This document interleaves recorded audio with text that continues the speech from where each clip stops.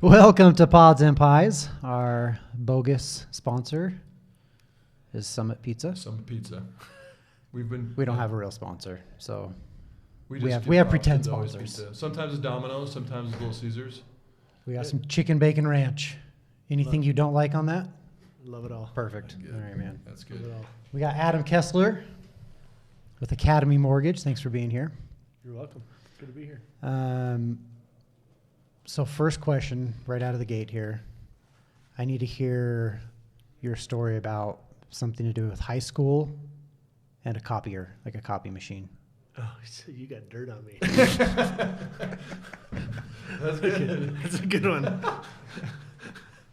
Well, I worked at this awesome store. It's called The Store.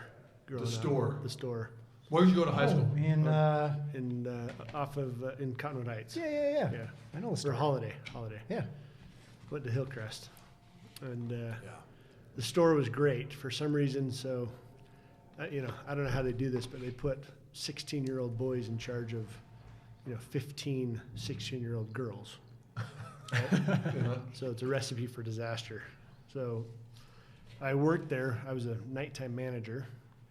And, we just shut the store down at night, right? And stock and do, whatever. And my buddy, since you're throwing me under the bus, I'm going to throw his name out there. His name's Josh Smith. Great guy, local dentist.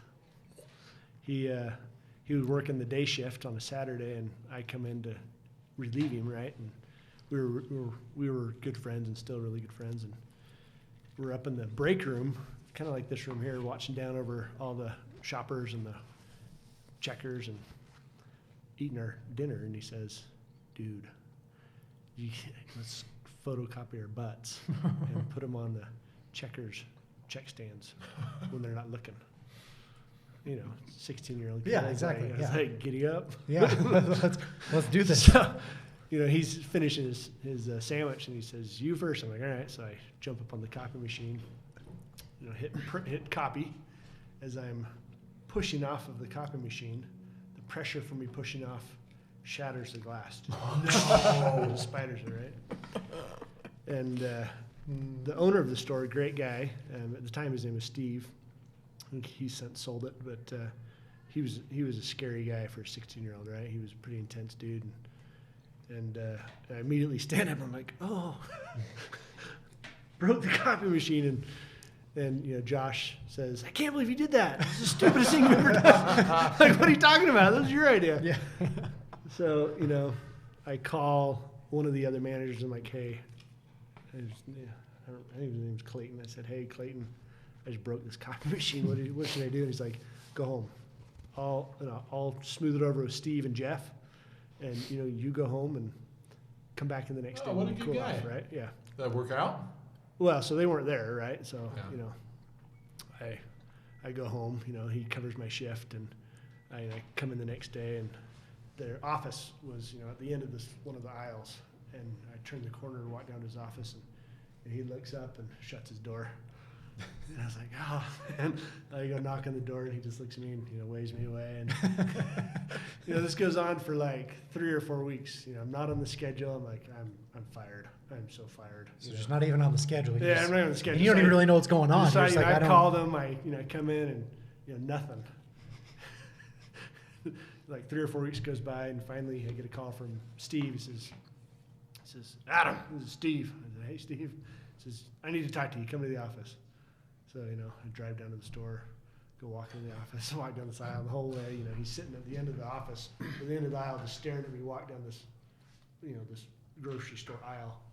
And I'm just sweating bullets, and I think I'm going to jail, right? Because I broke a copy. Yeah. That's going through my mind. And he says, sit down. He says, I just got one question for you. He said, do you have any copies left?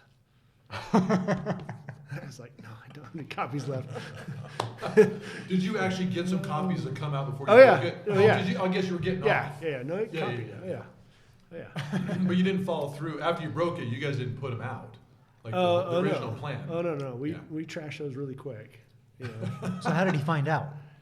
So Clayton, the other manager, called him and was like, hey, Steve. Did you tell him? Did you tell Clayton how you broke it? Oh, yeah. No, he knew. Okay, so he knew. Okay. No, yeah, he knew. Oh, All yeah. right.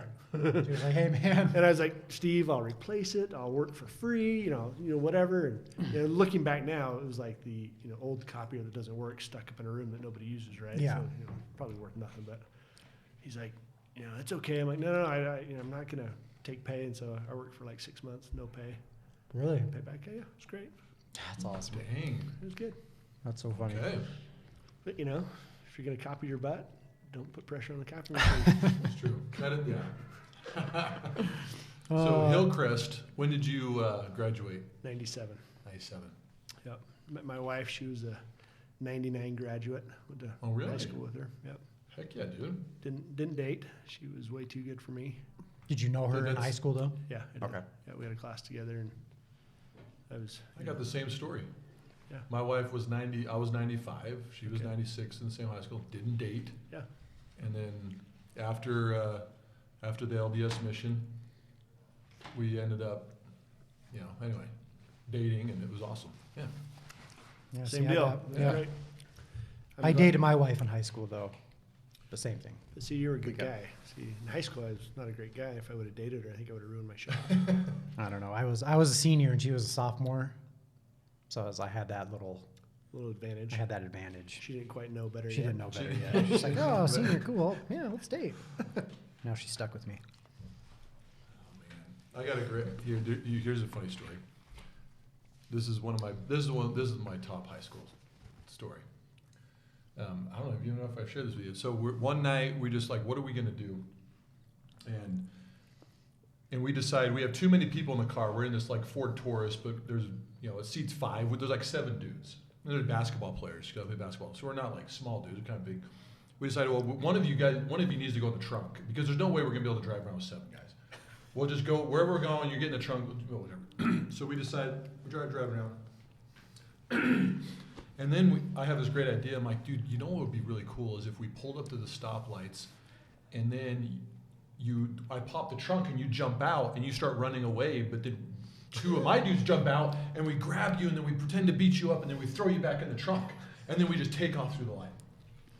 And we're like, dude, this is amazing. Everybody's in on the idea, so it's amazing. So we do it a few times. We're in. I grew up in Orem, so we're going downstate, and just stopping at lights. And we actually decide, hey, we'll get hoodies on too. So the guys that jump out got hoodies. You have your hands tied behind your back, so you look like you're captured. And then you start running around. And we did that like 3 or 4 times. And then we pull up to a light. And then my buddy that's in the trunk, he's like, I'm done. I want out. And he's kind of banging on the trunk. There's a cop behind us. And I thought that was just random. Like he just happened to be behind us. So we're just telling him to be quiet. Anyway, I turn a corner. Next thing I know, there's 3 cops jumping the median in front of me, barricading me in, 1 behind, and then I pull over. And we were doing, how dumb is this? We were doing it right in front of the police station. Back and forth down State Street. So dumb. Anyway, they come, they're like, put your hands out the window, and I'm driving, I'm this, and I'm 16, and maybe I was a little older, but put my hands out the window, and they, obviously we tell them the story, and there's just like 6 cops around, just listening to the story. The one dude is pissed as hell. The other ones are laughing about this whole thing. It's like, well, my buddy's in the trunk, and they're like, are you playing it? Is he in on the joke? I'm like, hey, it's just a joke. So they didn't know if we were playing a joke on him or like we were being serious. So he's like, all right, open the trunk. So I get out of the car. I'm going to open the trunk, and I'm just praying that he's untied. Just please be untied. So then you're looking in it. Thank goodness he was. Like he had done his hands. And he's just like he's smiling. And he opens the trunk, and I'm like, hey, dude, get out. So then we all get out to get our licenses, and then later the last thing he said is he looks at it. He's like, don't you? They didn't take us or do anything after they told the story. Don't you ever do this in Orem again. If you ever do this, go to Provo. And then they got in their cars and left. And we just went on our way. Did you go to Provo? So you went to and Provo? do it? No, we did. We were scared as hell. There's no way. But You should have gone down to Provo. well, we did enough stuff in Provo. Granted, it was that's usually where we went to cause problems. But yeah, it was. That's funny. Yeah, it was awesome. I told my parents that story, thinking they think that would be funny. My dad was so mad at me, and it's like I'm never going to tell them stories like this ever again, because I thought they would just, oh, that's a great idea, son. Oh, that's so funny. No. That's a post-marriage story. Yeah. You got to wait till you're Yeah. married. Yeah. Exactly. So how long has Academy been around? My father-in-law started Academy in 1988. 1988. Yep. Okay. Yep. So you guys have been Long time. long time. I took over in about 2005. Okay. Oh. Did he have any sons? Did anybody else want Yeah. to be involved in that, or are they Yeah, just I like, have a- yeah, I'm I out? have a brother-in-law. His name's Bill. He's works in our IT group. Good guy. Okay. So. Did nobody else just want to follow dad's Yep. He has a bunch footsteps? of daughters. Okay. Bunch of daughters all got married to a bunch of dirtbag son-in-laws like me. You were the not the least dirtbag. Like The least dirty. what? Yeah. What resonated? What was the whole kind of process there? Where you, I mean, did you just that was interesting? And he's like, yeah, let's work together. I mean, how did that kind of evolve? No, so I was, my desires in life were all centered around med school. Over my mission, right? And so Yeah. I ended up getting my EMT certification right after my mission. And my first ride along after I got my EMT was a shooting in Sandy. I don't know if you remember that Chevy's Mexican restaurant off of 13th East, up by Yeah, I know like the restaurant. 7800 South. Yeah. Right? Yeah. Yeah. So Yeah. in 2000, in the spring, after I got home, I went and got my EMT certification, started working with the Sandy Fire Department. Our fire truck was the first fire truck to respond, and so I was on. This is just a ride along. Well, no, so technically I was You were- volunteering. Okay, and volunteering, officially EMT, yeah. And so me and my partner, he was a paramedic, and I was his EMT, right, partner, and we were on triage. And, it was probably like my third day, right? And I was going up to the U to school, and anyway, like Thursday or Friday night, I don't remember, we transported a kid who had a compound fracture in his femur. And as we were coming back, we heard shots outside of our fire engine Okay. as we were coming up the hill. And so we pulled over and staged there's a big dirt field before that Cineplex or that Century Theaters was there. Okay. Parked the truck there, and we got out of the truck, and we had to wait till the scene was secure. And anyway, super tragic, but we responded, and I was on triage that night, right? And so went around, and 8 people were shot, and 8 people were killed by a guy that was high on meth. And that was Yeah, that's wild. Thursday night, and Monday I What was the- switching my major. So Dang, man. it was So it was that, and you were just like, I'm. for me, it was, I don't know. Growing up, I think I wanted to be a doctor because I knew doctors that I felt like were able to provide for their family, right? And it seemed like a great way to help people. Yeah. And it just dawned on me that for whatever reason at that point, it was like, okay, I can help people, but I'm going to be part of the worst thing that happens to them, probably in their whole life. I'm going to deal with that my whole life. And I was like, yeah, I don't want to do that. Yeah. So went and switched, just got some other jobs, started going to school, went to go work, met my wife's uncle, went to go work for him at one of the academy branches as like a loan processor, just a college job. And, I don't think I really ever thought it was going to go anywhere, right? And Yeah, just I ended up getting you some money while yeah, you were yeah. going to school. Ended up loving everything about it, and started originating loans, and loved that process of helping people get into a home, and Yeah. it's just a lot of fun. So I happen to be, okay at it, and so Yeah. just kind of stuck with Just it. okay. Yeah, it's all right. So it just enjoyed being part of people's experience when they were having an experience that was awesome, right? It was, hey, we're getting into our home. A lot of people that I worked with were first-time home buyers, and so it's a cool experience, cool. right? It's Yeah, a heck- life-changing event, Yeah, your first absolutely. house. So beats, that at the point at A the time it was little like it different than beats, what I was doing, right? So Yeah. so, That's a yeah. yeah. So how did you rise up through the ranks? Like, what was your positions there as you were kind of just We were pretty loan small. originator? I mean, yeah. So when you started, how many employees? We maybe had 100. That's it. Yeah. Okay. In Utah and maybe Idaho. And, I don't know, in spite of all the things that I was really bad at, I think my father-in-law took a shot when I don't know if I would do that for other people, right? But just, had a lot of different jobs, and some of them I did really good, some of them I was pretty darn bad at. And I've done everything from processing, originating, all the back office stuff, accounting, capital markets jobs, as we grew, because I had to. Yeah. And, Is there any one area that you felt like you excelled? Yeah, I'm a pretty good sales guy. Yeah. We're a sales organization, and we, you think about a sales organization, it's all about people and helping people realize who they can become, not who they are, right? And that drives me. It's really enjoyable for me, and so creating an environment that allows people to change and succeed and become better than they think they can be, I really enjoy. And that part of it is the people part of the business. The finance part of the business, that comes pretty second nature to me. So I like math and sciences and that kind of stuff. And so all the capital market, Wall Street trading stuff came pretty easy to me, and I enjoy that part too. But for me, it's all about people. So, Which you guys have plenty of. we do. I And mean, you guys are what, 2,000 plus? yeah, probably 2,300 right now. Okay.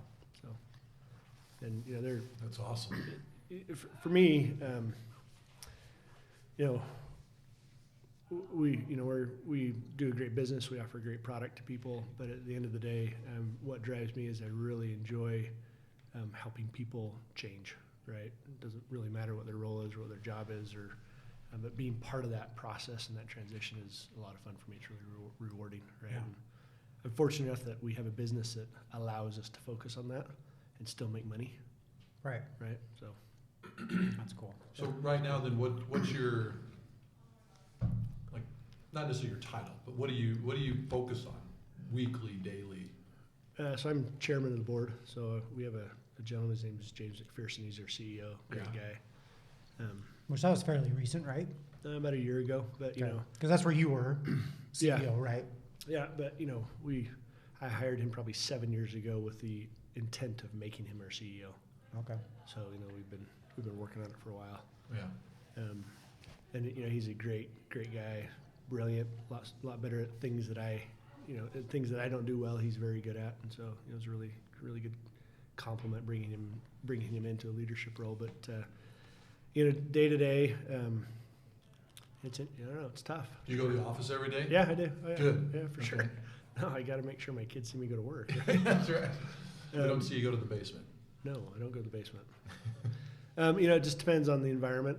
I spend a lot of time building or starting new projects or new business lines, which is a lot of fun. Yeah. Spend a lot of time with our executive team and our executive leadership group, trying to help them realize the visions that they have and trying to accomplish hard things. I enjoy really difficult tasks. That kind of drives me, and so sometimes I get wrapped up in things I probably shouldn't. Because it's fun and it's enjoyable to, go do something really difficult. And so, last year when COVID hit, nobody really understood this at the time, I don't think. I think people heard about it, but, there was a significant financial crisis that was brewing that didn't happen. But there was days where we weren't sure that the mortgage industry would survive, similar to 07. You're talking Like- after. Well, not the hysteria. I mean, but after it hit. After it hit, the hysteria happened, right? Yeah, hysteria's happened, and then then it's like, well, crap. I mean, then you saw things that. Did you see things that this is going to happen, and then somehow it was averted, or? So, at the time, the market was people can't work, people can't Yep. leave their house, Yeah. no one's going to make their mortgage payment, and so the value of the mortgage itself and the asset of a mortgage went to zero overnight, and nobody wanted to service or to own mortgages from an investment standpoint. Was that just a discussion within internal, your industry with Oh, yeah, Or is it was like the investment community at large Yeah. stopped valuing mortgages, and they have a conversation about it. They stopped buying. they stopped right? buying? So it's the value of something is determined by a free market, right? And if people stop buying something overnight, it goes from whatever the value is to zero, right? If there's no buyers. And that, that literally no one's getting new mortgages or refinancing. But Really at kind the of an overnight time, situation. the fear is no one's going to pay their payment Okay. because no one can yes. work, right? And Yeah. so there was probably 3 or 4 weeks of time when mortgages stopped trading in a significant way, right? And the government was still is a major player in the mortgage market, and so the government backstop still existed, but there was a significant devaluation of mortgages, right? And that hasn't happened since '07. And in many ways, this was as significant, if not more significant, but people started working again. And really what saved, in my opinion, what saved the mortgage market at the time was the forbearance plans that were passed and allowed by the federal government to say, okay, you don't have to make your payment. So we don't have to worry about unemployment until 9 months from now, because everybody has a free pass, right? And then the stimulus package was passed. And so, that kind of lasted through summer. And at the end of summer, people started working again. And it was like, oh, hey, unemployment numbers are going down and things are going to be okay. And so then everything kind of got back to normal. Yeah. But, that's, might sound sick, but that's kind of fun for me, right? It's a chaotic time, but, having a significant problem that nobody knows how to solve, it's interesting. It's fun. It's probably good for your employees to see you get involved with that kind of stuff. You know what I mean? Like, no, they see it a lot. Yeah. So where My is challenge is not getting it's probably being too involved when not getting because it's fun, right? Where is Academy at? What states are you guys in? We're in about 40 states, brick and mortar. Okay. And we originate in probably 46 states. But primarily we're heavy on the West Coast. We have a fairly large West Coast presence, and then kind of through the South, and then up the eastern, seaboard coast. We don't have a lot in the Midwestern states. Okay. We have some, but not a lot of presence. Were there large differences just in mortgages being, happening with Utah and like California? With the, them being really shut down, Utah still opening and thriving, and not significantly. Most of our offices and production comes out of non-metro areas, so we're close to big cities but not in them, right? And so generally across the country, there's been an exodus from cities to the suburbs, right? And so in any market, even in California, people are still working, they're still doing things, right? But they're moving out of the cities, and so there's been a significant housing boom across the country in all non-metro areas, right? And there's still a significant boom going on in metro areas, but there's a significant boom in all these markets that are outside of large cities or states where people are leaving, right? So, you talk about Salt Lake benefiting from California moving, right? Yeah. A lot of people are coming here. Boise, a lot of people are going to Boise. A lot of people are going to Texas. A lot of people are going to Arizona. It's just this migration out of cities into more rural areas where people want to live, right? And I think COVID accelerated that because people realized, hey, I don't have to go to the office. I don't have to be downtown. I can work from my house, and that's great. And companies all of a sudden accepted it, right? So, Right. And same for you guys? Yeah. You still have people, if people want to go in the office, are they going in right now? Yeah, so we're probably at about 30% capacity in our home office, but across the country, we kind of left it up to individual offices and states, but we give people the choice. And some people really want to be in the office, and other people want to work from home.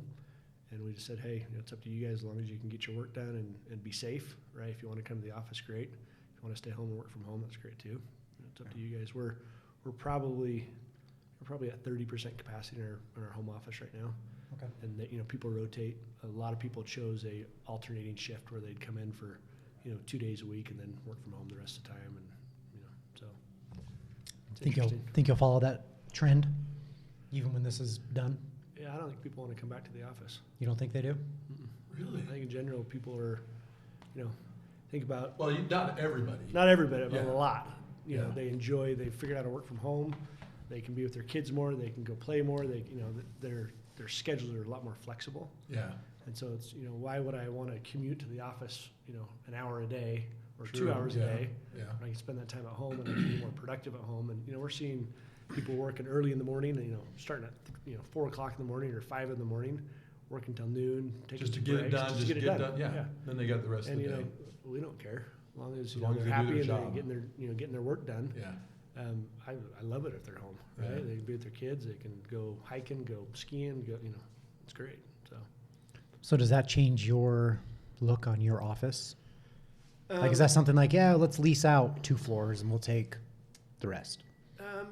Not yet. I think we're still waiting to see what really happens long term. I think that's a really easy short term answer, what I Right. just said. But we're still in a growth phase, and so those empty offices, even if we stay at 30% capacity, might start filling up with, Yeah. more people. But we've definitely shifted to more of an office, kind of a rental experience where people say, hey, I'm going to be in the office this day, I'm going to use this desk, versus having an office or a desk that's theirs. They just come in and use a spot. Yeah. And I think that will allow us to continue to grow without having to take down more space. Yeah, we've heard. Obviously, we had a guy on the podcast where when COVID hit, they just got out of every office. Mm-hmm. Now no more. They don't even have any office that anybody can go to. That was one. I mean, that's the extreme side, right? Yeah. And then the other kind of stories we hear. I mean, when we talk to people in human resources, human capital, they've had actually employees switch jobs because the job they're going to allows them to go into the office. Yeah. And they weren't even doing that, so that they had people that needed this human interaction. Yep. And then you hear about like these crazy worries of how much commercial real estate's going to be available and all these vacancies, but I just hear so much contradiction where new development in Provo, office building being built, it's already 70% leased out, not even done. I don't know if that's fake news or just kind of hype, but it's weird. I just don't know which direction it's really going. Do you guys have like a pulse on even the commercial real estate? Yeah. I think in general nobody knows. Yeah. I think that's probably the fear that's going on in most people's mind is there's really hasn't settled down, and until people are truly allowed everywhere to go back to work, whether it's the vaccine. I guess, you're not going to know. You don't know, right? But I think there's a few things that we miss as an organization. I think most industries miss this, or most companies miss it. I think it's a lot more difficult to actually strategize and create something new from home.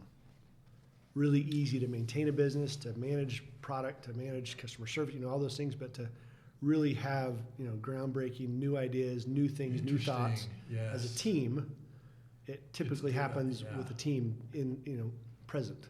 Right now, if I have an idea and I want to go hammer it out with somebody and they're at home, I've got to schedule a Zoom meeting. It's probably not immediate, and so then I'm is it really worth it? And so I think over time people will start coming back because the innovation happens. Innovation doesn't happen in a bubble, right? And so you've got to be together. You've got to be present for that to happen. And most businesses, for their current product line or whatever their services that they offer, it's okay for a while to kind of be a little stagnant. But I think over time, and most of the people that came back to work in our home office are all, leadership roles where they're trying to create their business growth people, right? It's really hard to do that job sitting at home. That's interesting. I've never thought of it in the way you put it. Because even myself, I know how I am at the office. It's not like, ideas come to you and things that you need to pivot and change just come to you whatever time of the day. Mm-hmm. And the fact that we've had most of our marketing and sales guys in the office all the way. Yep. Even through COVID. And when you stand up and just walk out of your office and then just can implement something or have creative discussions. There were times where we did take a whole 2 weeks off and we had to just chat over like instant messenger. And it's not even close to the same. At least that's like how I operate. But I didn't even dawn on me in that moment until you kind of just said that. Yep. There's just so much advantages of having key personnel, or at least just people. Yep. Man, dude, it's such a cluster. We're done. We have no idea what's going on. Yeah, no, I think everybody's done. Right? Everybody Dude, wants so to get back done. to normal. And, people are respectful, want to be safe, and want to protect other people. But at the end of the day, it's like, I just want to get back to what I've been doing, right? Yeah. I know, Yeah, and then it's just so hard. Sorry, I was going to say, it's so hard to, when I don't have a personal story of somebody close to me that actually suffered and died. I don't, and it's difficult for me to relate to the people. Like we had a story, just somebody a sister and both their parents in one family, and there was an employee of this company, and that company, that was a firsthand experience, and so they obviously think about it in a completely different light than me, and I don't take that lightly, but it's so hard to relate. Yep, it is. But it was just. Hopefully the starts tapering off and people are vaccinated, or develop an immunity to it, and we're just done. Right? That'd be great.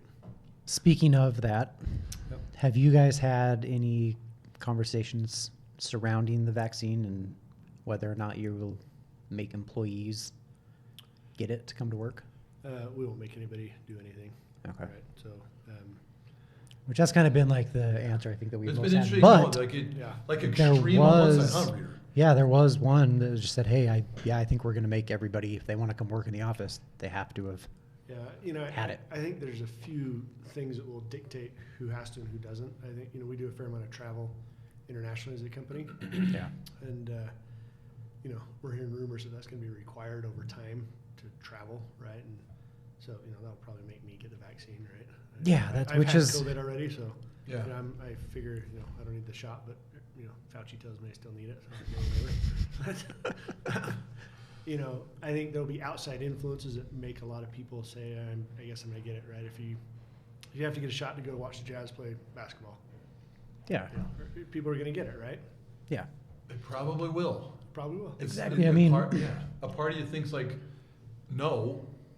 Like, And then you're like, so but I want to go ridiculous. watch the Jazz too. But yeah, you want to watch the Jazz. Well, just travel alone. Like we just came back from a vacation a little bit ago, and that rule hit while we were gone. Yep. So we had to get tested before we Came home. came home, and you have to show all your documentation. I mean, it's a pain in the butt. Yep. It made the wait to even just to check in, it was like 2.5 hours, and the line was not long. Yeah. That should have taken like 15 minutes to get through normal. Yep. I have a side bet. I have a bet with a buddy that because he's on the extreme side, like, oh, you're gonna have to show your vaccine card to go into Walmart. And I'm like, dude, bullshit. There's just no way. There's No just way. no way I There's believe no that. And he's just on the side. So then we actually have a side bet that on December 1st this year, $100, that if airlines and specifically Delta requires a vaccination card to fly domestically, not internationally, just like if you want to go to Tennessee on Delta, you're gonna have to, from Salt Lake, you're gonna have to show a vaccine card before you even get on the airplane. He thinks absolutely that's gonna happen, and I said, "There's no way." Anyway, I hope I'm right. I hope. I mean, not that the vaccinations are great. I mean, a lot of people need them, but I hope, and I really don't think that it'll ever get to that point. I mean, if it does, I mean, the thing is, the longer that it is like that, the more normal it's just going to be, and you're just going to have to deal with it, and you're going to travel, and you're going to go do what you're going to do, and you're going to show a card like your driver's license, and you're going to be not as pissed a year later that you were when you did it. You know how people are, there's the knee-jerk reaction of all this stuff. But it's conspiracy theories aside, right? There's been a significant shift in people's minds about fear, right?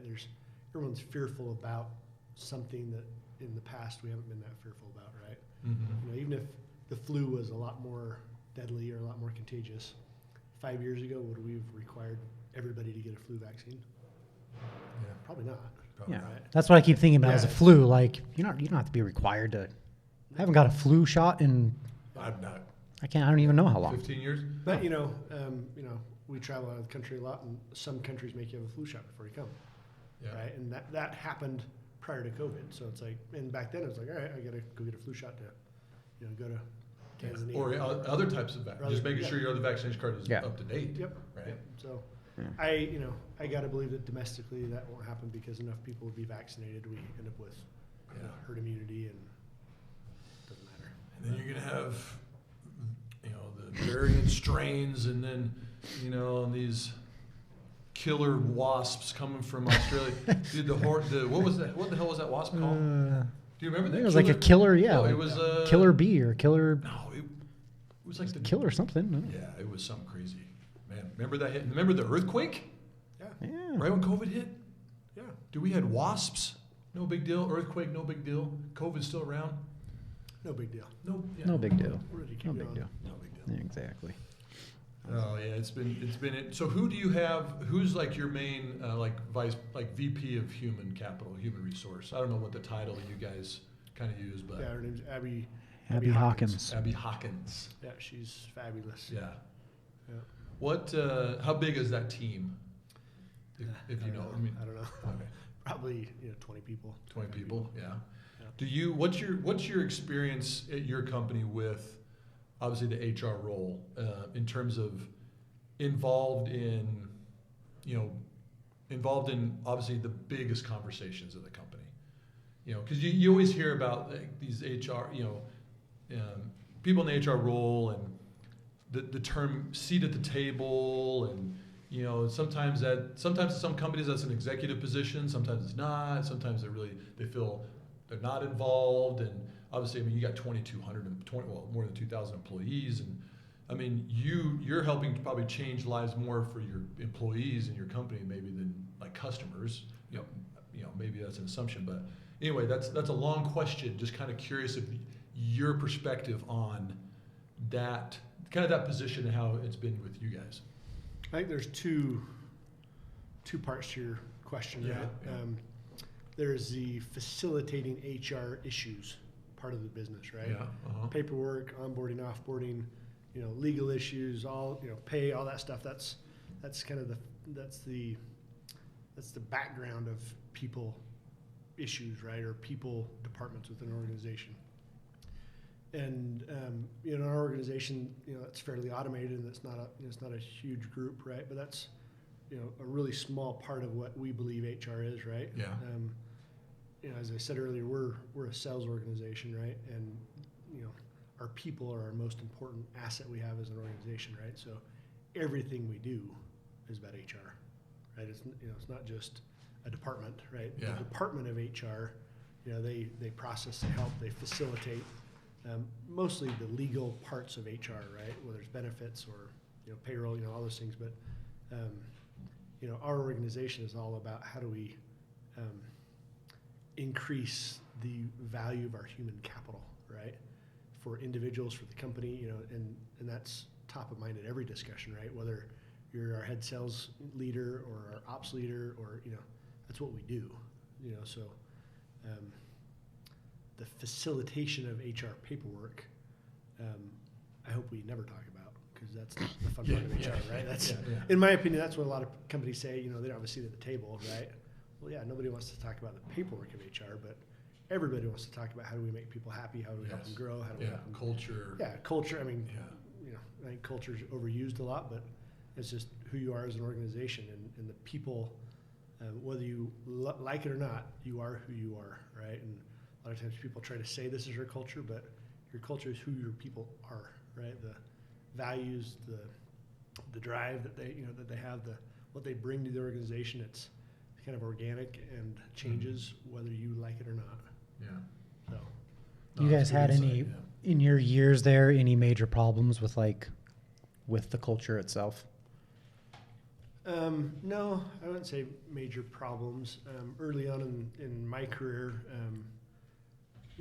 the mortgage industry has gone through waves of good and bad culture, right? And I think, 05, 06 was a pretty bad culture environment for the mortgage business, right? There's a lot of fraud and a lot of bad actors and individuals that were in the business, and that alone brought a bad culture to organizations. And at the time we were small enough, we didn't get wrapped up in a lot of the bad culture issues, right? But we made some pretty intentional decisions early on around culture and how we were going to play in our space.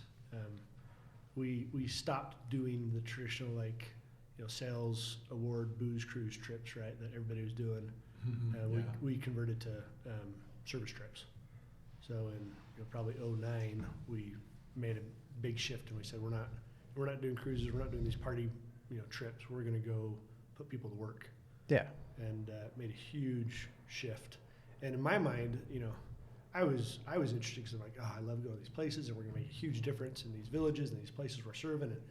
And until after we did it, I don't think we realized how big of a difference it would make for our organization and our people and who we became, right? Because of that. And people change when they get out of their comfort box, right? Oh yeah. One of my buddies always says, a change of pace, a change of place equals a change of perspective, right? And so unknown to us shifting our sales award trip to more of a service-oriented environment made people change their perspective. And so when they came home, they started to do things in their community that they hadn't done before. And also we started to attract people that liked those things. And so overall, the organization changed unintentionally, but intentionally, right? It was, Right. you know, the intent was we wanted to change our sales award trips, but over time it changed kind of the core of who we became because so many people wanted to be part of a service organization, not just a sales organization, right? Yeah.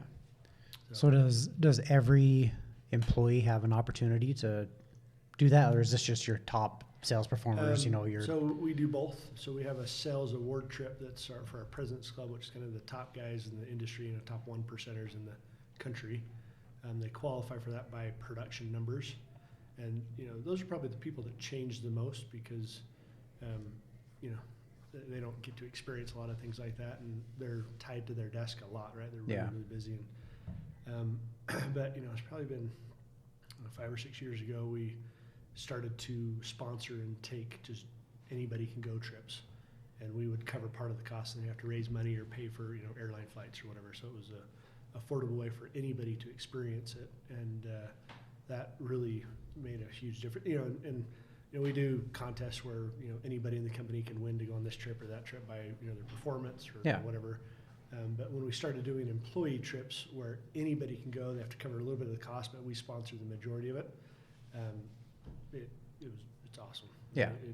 Those people want to be there. Exactly. Yeah. They probably get a lot more buy-in and from people who are especially paying some of their way. Like like you said, they want to be there. They want to make a difference. And we have people that go every trip they can, even if they can't afford it. They're doing fundraisers, but it's a life-changing experience to do something like that, right? And so it's pretty fun. Where was your most recent? Most recent was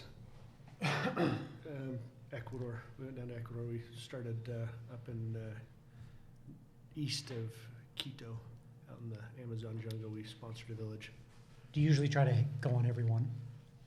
No. No. We do too many. Okay. We started doing too many a year. But right now we haven't done any for a year, right? Last time I went was probably February, right before COVID hit. Is everybody itching to get out there? Yeah. We have, so our village in Ecuador that we sponsored, we had made commitments to the village, so we just kept doing it with Ecuadorians. So our team on the ground there just started filling our mini expeditions with people from Ecuador because they weren't locked down as much as we were. And so, we built bathrooms and latrines and, dug water wells and, just a lot of the basic stuff. That's really all we focus on is kind of water, education, health, right, issues. Yeah. So, we were planning on being there for probably 3 or 4 years, and this last year with people from Ecuador going and filling those trips for us, we're pretty close to being done in that village, which is great. Yeah, that's awesome. So, yeah, it's fun. Do you guys ever take any health professionals down with you to? Yeah, we usually take a doctor and a dentist. You get a Dr. Smith down there, and yeah, we've taken Dr. Smith a few times. Good. It's interesting. A lot of some of our trips are a little bit extreme, and so we'll bring a doctor to help with the villagers, but a lot of times it's for your expeditioners. safety. Yeah. Because we did a trip down to Peru, and we were up above Cusco. We were in this village at 13,000 feet. And we had probably 200 people there sleeping in tents. It was unbelievable, but 40 people got altitude sickness. Yeah. I was going to say, is that, yeah. So our doctor and nurses were there giving IVs to all of us because we had to adjust to living at 13,000 feet for a week, right?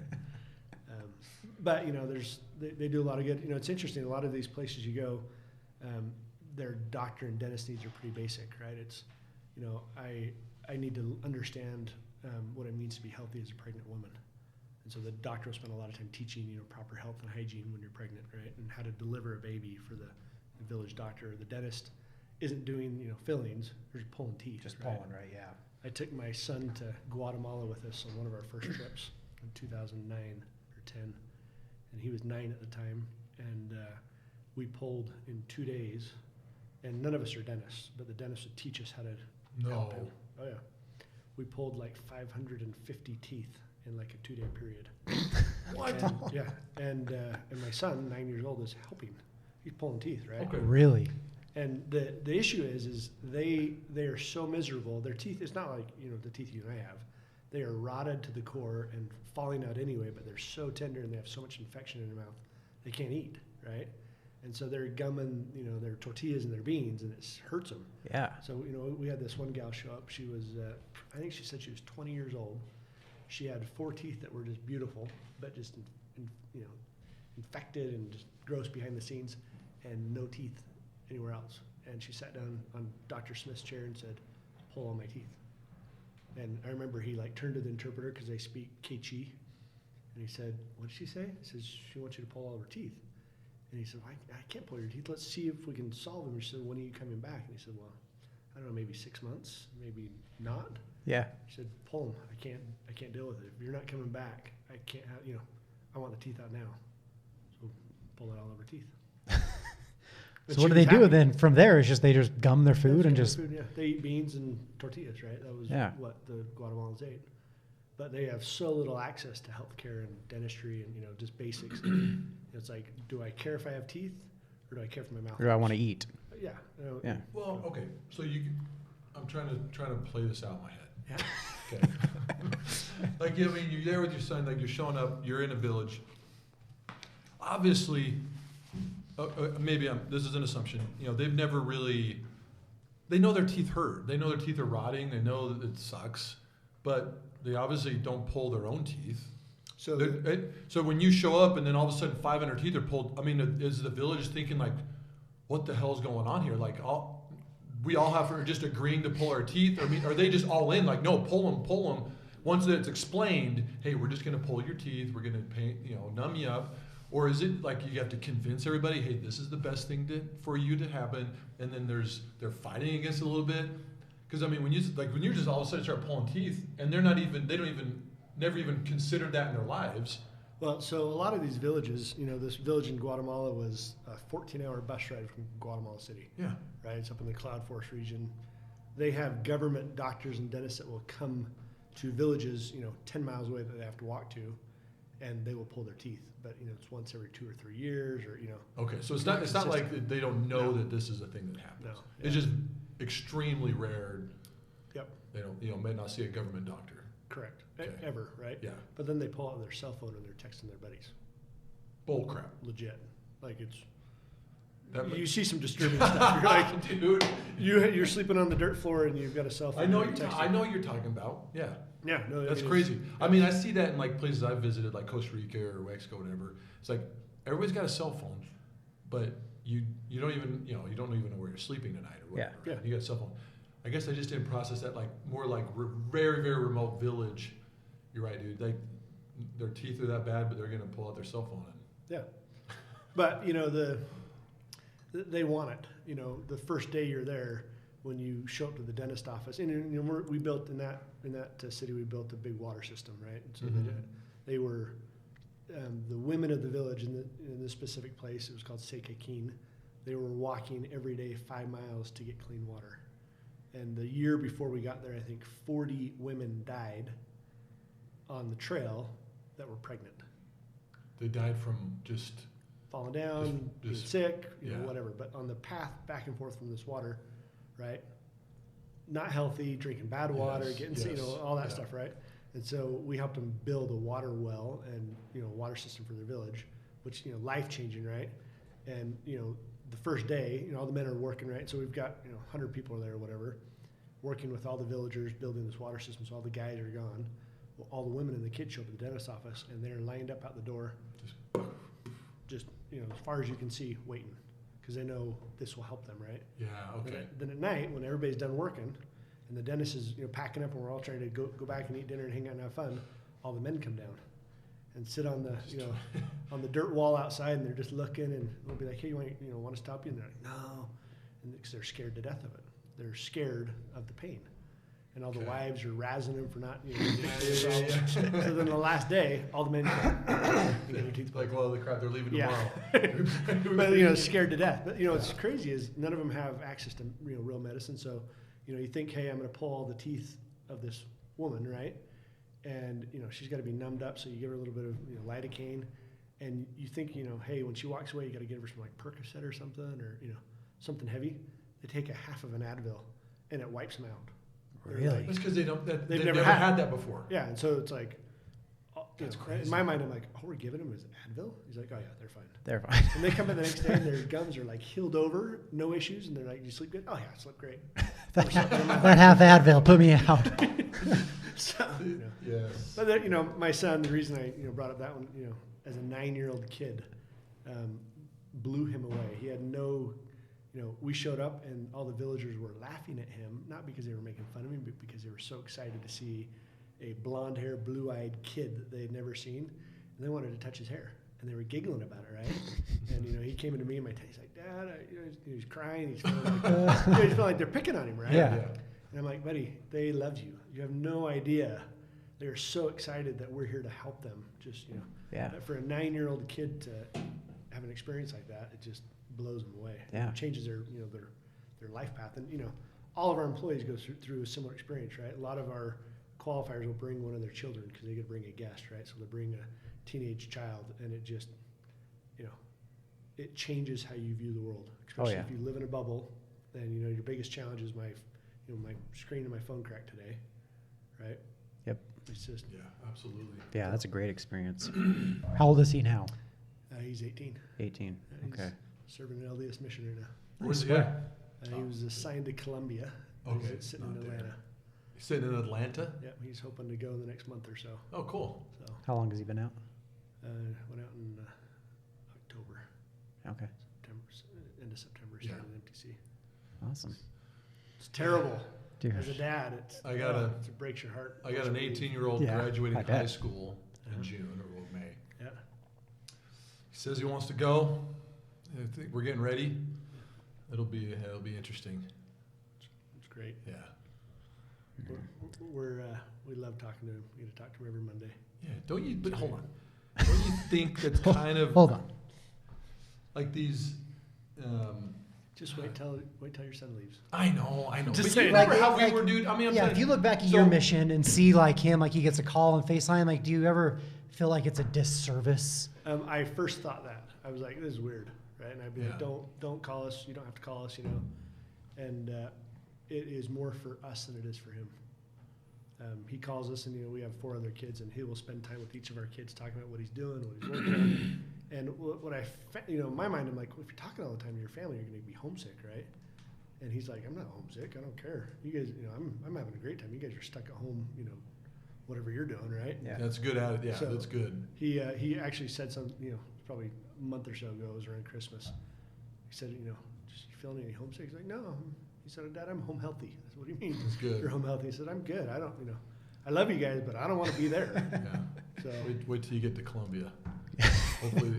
Hopefully you feel the same. No, I'm teasing. He should. It sounds like a stud. It sounds like a he great is, kid. he is Yeah. dying to go to That Columbia. probably vary, I guess, by the missionary, right? Some missionaries, it's like, yeah, I don't Well, care. Like, and we didn't mention happy to this- talk to you. I'm not homesick. But others are probably makes them want to. I think the missionaries be that out started before COVID and are still out are having a hard time because they experienced what they did before. Now they're Yeah. just stuck in a house, right? And so it's hard.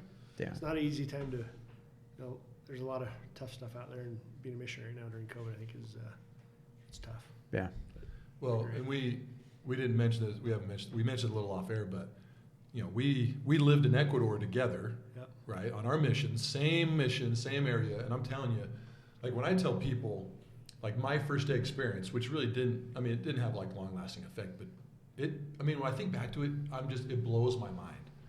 Of arriving in the country, no air conditioning. I go to this house, they just pull out a mattress, no sheets, whatever. And and you wake up and you meet this new other missionary you're going to live with for a while. You whistle down a truck, put your luggage in the back. You ride down this 15 lane highway to a house that has no glass windows, only bars and a fan. Next to a discoteca, next to the friggin' dance club, right? And this was my experience, and it just cockroaches, and you're washing. We had to wash our clothes by hand, but we're in the city, and it just. Where was your first area? It was Guayaquil. What area? You remember? Dude, I don't remember. I don't remember the name, but it was fairly close. It was Yeah, thanks. it was just right there. Yeah. I was right in the main city, and I loved it. I loved it all, but it blew my mind, and then. I honestly wish a lot of missionaries could experience what kind of we experienced, where this isn't just a really nice apartment in Philadelphia. Yep. I know people have to go there, that's great. But, it definitely a different person. I mean, I know for a fact I would have, totally different experience, of course, from Ecuador to something like that. But No, every missionary that I meet that's going out, I always remind them, it's like pretend you're Indiana Jones, right? Everything you're going to experience is an adventure. yeah, Don't get too wrapped up about the pain or the difficulty or whatever. It's fun, man. It sucks. You're living in an apartment with cockroaches and, one of my companions caught a crab out in the freaking like mud hole. yeah, And stuck in my pillow at night to be funny, right? that's great. Yeah. I mean, Yeah. heck. And Was it funny? Yeah, it was really funny. Yeah. It was hilarious. But you experience things, but the change you go through, if you have the right attitude, is unreal, right? Yeah. The personal change, spiritual change. It's impressive. Yeah, So. it is. But That's it's not, I don't know. I think COVID makes it hard because you don't get to have those experiences, I right? know. You're stuck in a house. So bizarre. So bizarre. Yep. Oh boy. So before we wrap up here, how big is Academy compared to like your competitors? Because you guys are a big shop, right? I mean, That's a great question. We measure it probably differently than most, but from a pure loan count standpoint, we originated about 56,000 loans last year. So, that's a fair amount. Yeah. Right? That's in dollars, that's about 15 billion plus, right? And most of those are purchase transactions or loans for people buying homes. That's kind of our focus. We don't do a ton of refis. This last year we did a lot of refis because rates were so low. Yeah. Everybody's refinancing, right? But we try to measure ourselves against other independent companies that are not public or owned by big hedge funds and that kind of stuff. yeah. We're up there. We're top 5, I would say, in the country. Okay. If you take out, kind of the big public Yeah. or big hedge fund owned companies, if you add all those back in, we're still small, right? We probably have a 1.5 or 2% market share in the whole country of loans, Okay. which is really small, right? But That's a lot though still. the market is very significant, right? Yes. Yeah. I think the total mortgage market in 2020 was probably $3.4 trillion. So we weren't even 1% last year, right? Yeah. So it's pretty big. Yeah. That is big. But we don't really have competitors. We're different enough. We just, Good. we just compete against ourselves. Yeah. Yeah. In what way? In what way? Um, Like, what does that mean? We're not about just doing loans, right? We're a company that happens to do loans. So we're about building people. So Yeah. it's hard to Love measure it. that, but that's what we do. That's good. So I like it. and I like we it. happen to be really good at doing loans too. Yeah. Good, huh? Bonus. Yeah. Bonus. I love that. Yeah. Awesome. Well, good, man. Well, thanks for sharing with us. We're not done yet, but All right. we're just moving on to something different. Almost Good. done. All right. We're almost done. We'll wrap Yeah. up. Okay. So I got 3 songs. Yep. I'm just going to read you the lyrics. Okay. You just got to tell me who it is. I'm not good at this. Simple as that. You What's might your just- you what's your might surprise genre? yourself. I listen to a lot of music, but I don't know who the artists are. So, Okay. but I'll. give You it a have shot. teenage kids. I do have teenage Probably kids. have to hear all of their.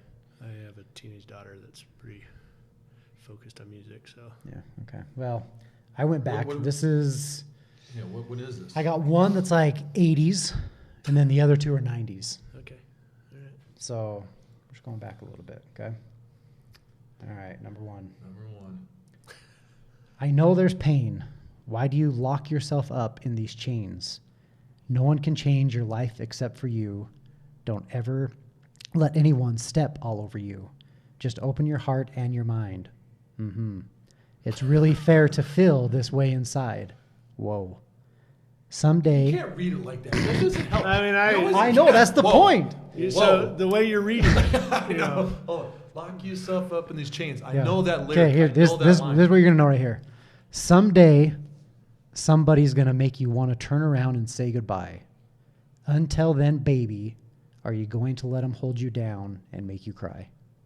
Is this Don't you know? Tom Petty? Don't you know things can change? Things will go your way Things will go your way. if you hold on for one more day.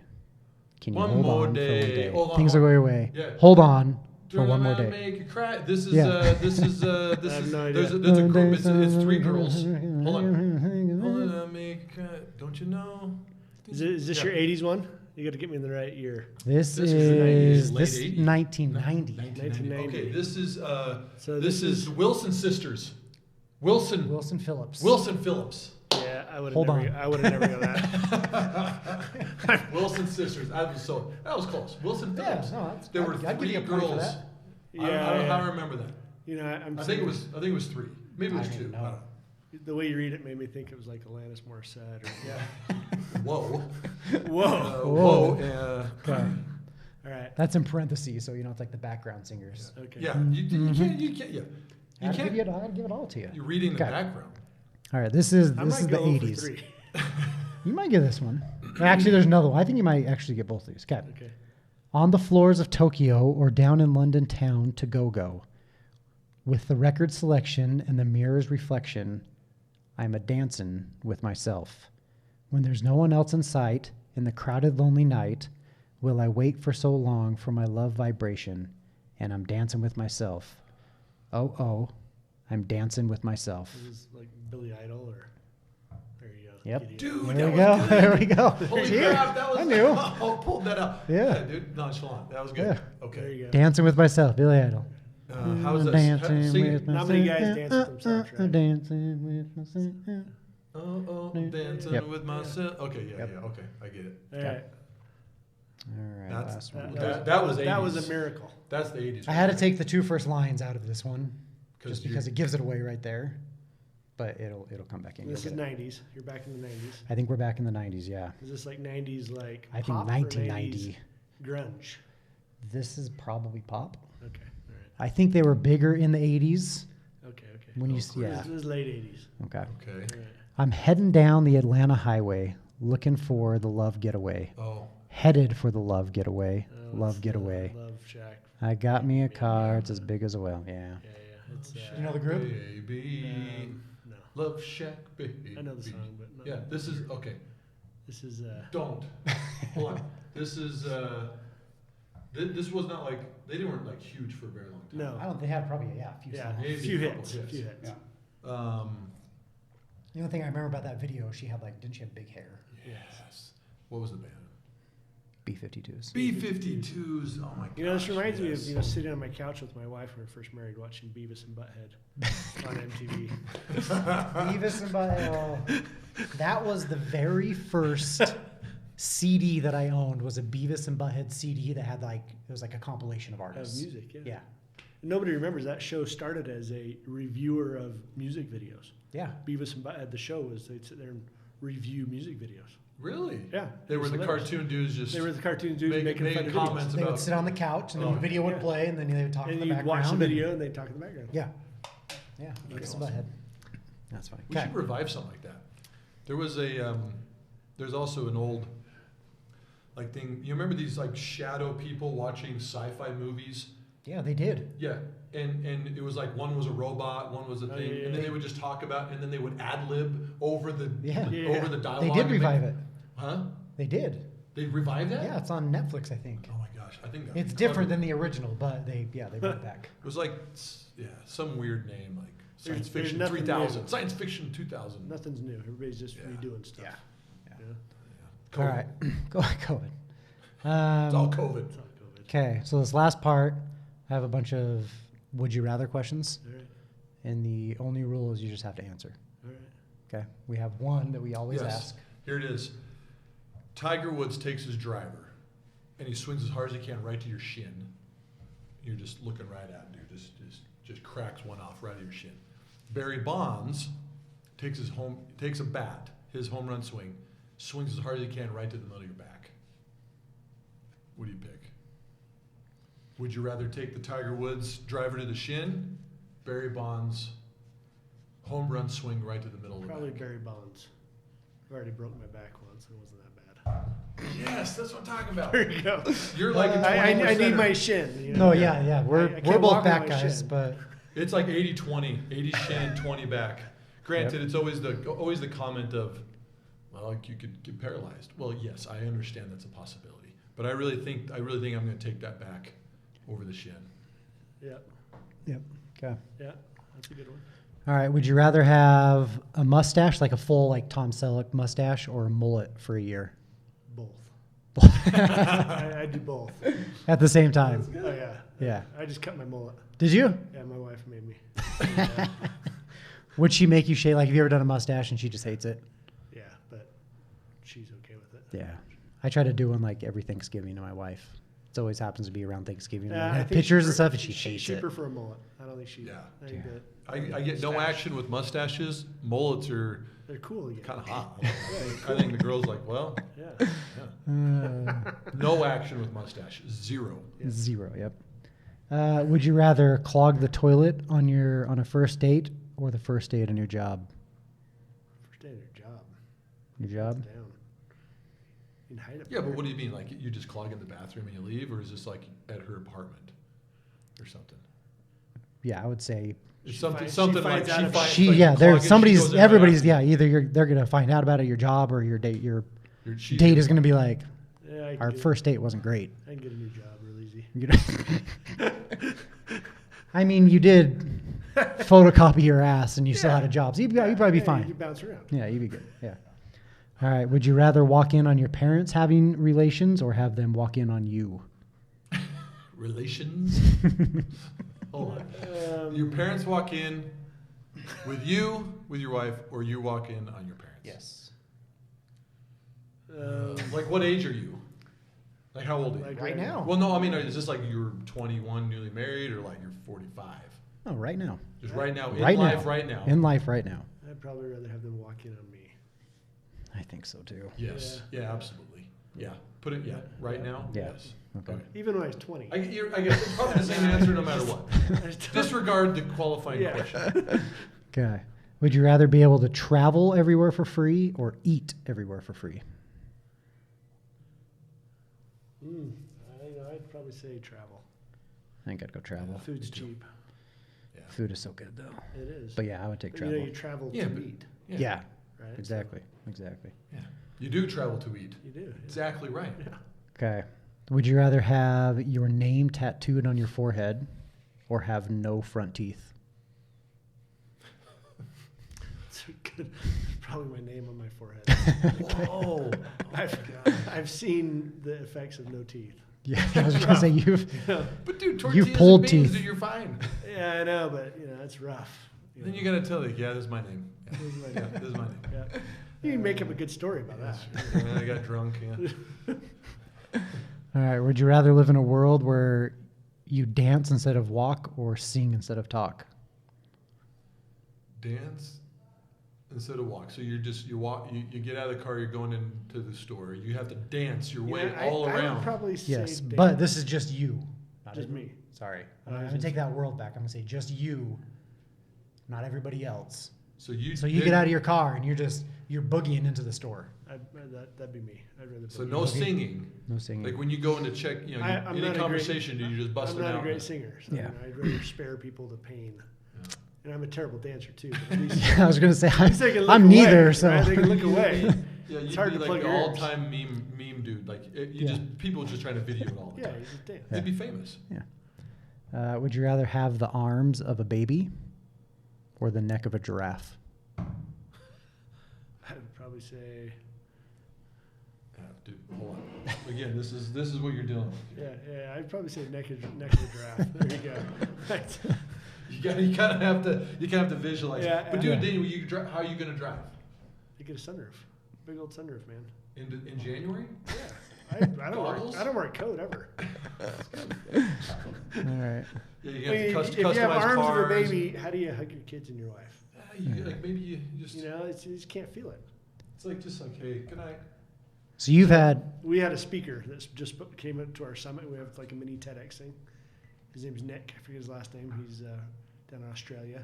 He spoke to us over Zoom. No arms and no legs. Really? Awesome, Wow, dude. amazing. Awesome story. He said the one thing that breaks his heart is when his kids say, "Dad, I wish you had arms so you could hug me." What breaks So I your get heart? a feeling hugs. Yeah. He said that, and I was like, I gotta have arms. Yeah. You gotta have arms. That would Gotta have break your arms. heart. Jeez. You might not be able to see them with your neck so tall, but you can give them. You can hug But you him. can give him a hug. Yeah. That's right. Was COVID bad for you? No. No. Okay, then I'm not going to ask that. Pretend like it was bad for me. Pretend like it was Oh, it bad. was- Okay. Would you rather it was so have bad. COVID every other month or have an STD?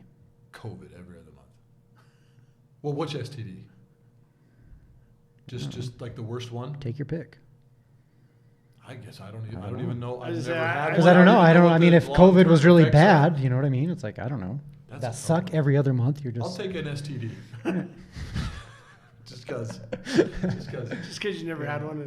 Yeah, I never had one. We'll see what happens. Let's You know, see, I don't know. let's see what it's like. We'll see if it compares to COVID. COVID wasn't that bad. I don't know. Would you rather have your wife's haircut or your wife have your haircut? My wife's haircut. You'd rather have her? Hers, yep. Yeah. Okay. Yep. All right. Would you rather find out that your wife or your parents were in an adult movie? What did you say? Whether your wife or your parents starred in an adult movie. What- Like before you were I would married. prefer to not find out. either one. But I'd probably say my parents. Okay.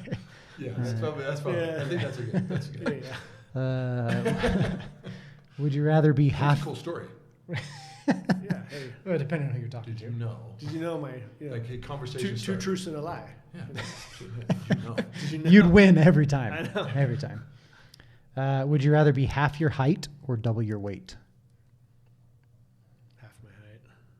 I don't know. Dude, that's a hard. It's a hard one. that one's tough. Double your weight. Double my weight. I'd probably say half my height. So I Double can my still weight. do That's stuff. 400. That's 450. You're not plus. leaving your couch if you're 450. I mean, I'm. But it's you at probably least, easier. I'm just half my height, same. Yeah, still do stuff. Yeah. Which is. I'm which gonna is be what, under- I'm 3'3". I'll be under 3 feet. Really? I'd do that in a heartbeat. Yeah. I'd be 3 feet tall. 3 feet. Yeah. Okay. Yeah, for sure. Yeah. Okay.